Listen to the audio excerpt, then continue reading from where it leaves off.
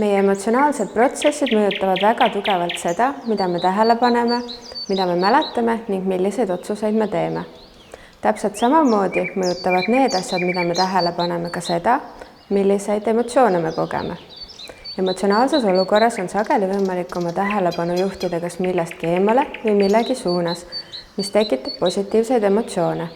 Hea viis, kuidas enda tähelepanu juhtida, on kuulata või vaadata end ümbritsevat.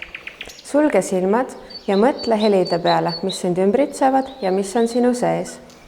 See võtab tähelepanu ära sealt, kus tähelepanu suvaliselt olla tahab ning asetab selle kehaliste aistingutega. Või siis võta hetk ja vaatle linde võimalusel akna taga toimetamas või pilvi liikumas. Tahtlik tähelepanu suunamine avab võimaluse emotsionaalsest sündmusest võitjana välja tulla ning pikaajaliselt harjutades on võimalik emotsionaalset olukorda vähem häirivana tunda.